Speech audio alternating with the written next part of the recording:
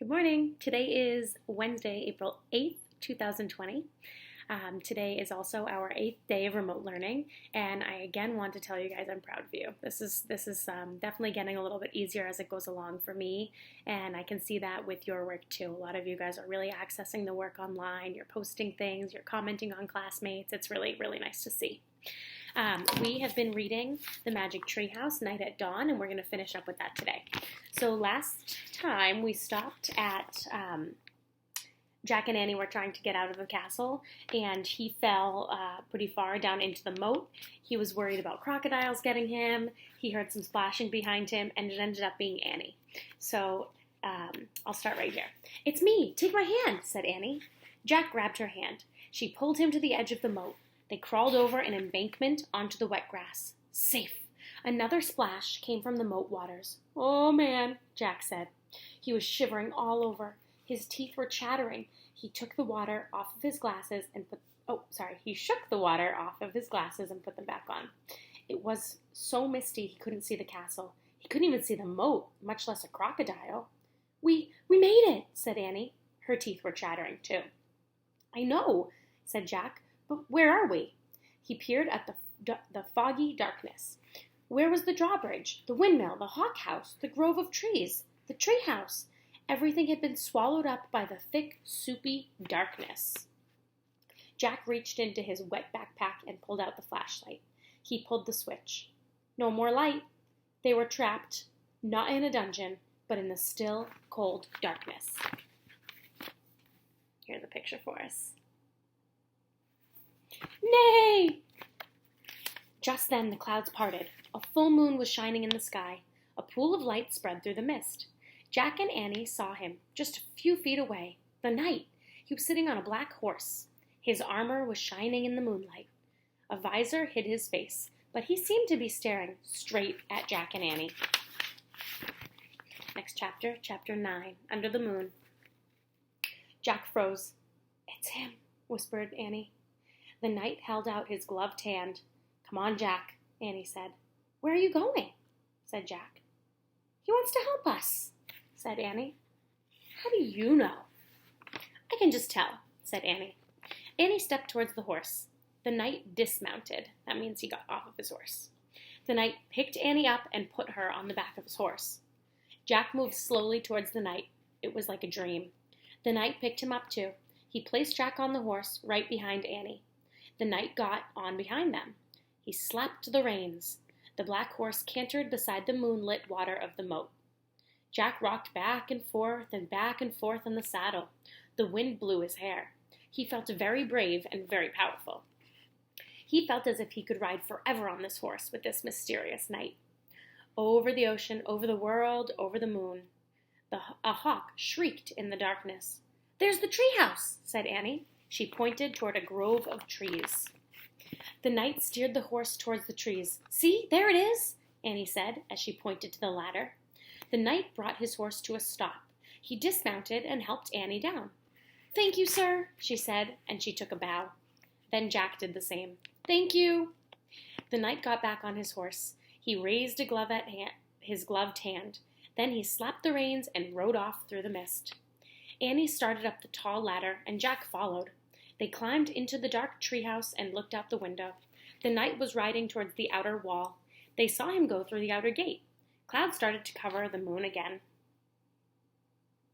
So there's the knight. He has Jack and Annie right in front of him, riding towards the treehouse. I like this book because this is a chapter book. It doesn't have that many pictures, but the pictures really help kind of bring it to life for me. But when I don't have pictures, I get to use my imagination and kind of think of what it's going to look like on my own. For a brief moment, Jack thought he saw the knight's armor gleaming at the top of the hill beyond the castle. The clouds covered the moon completely, and a black mist swallowed the land. "He's gone," whispered Annie. Jack shivered in his wet clothes as he kept staring at the blackness. "I'm cold," said Annie. "Where's that Pennsylvania book?" Jack heard Annie fumble in the darkness. He kept looking out the window. "I think this is it," said Annie. "I feel a silk bookmark." Jack was only half listening. He was hoping to see the knight's armor gleam again in the distance. "Okay, I'm going to use this, because I think it's the right one." Here goes. Okay, I'm pointing. I'm going to wish. I wish that we could go to Frog Creek. Jack heard the wind begin to blow, softly at first. I hope I pointed to the right picture in the right book, said Annie. What? Right picture? Right book? The treehouse began to rock. The wind got louder and louder. I hope it wasn't the dinosaur book, said Annie. Stop!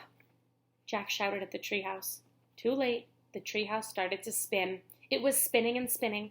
The wind was screaming, and suddenly there was silence. Absolute silence. Last chapter, chapter 10. The one mystery solved.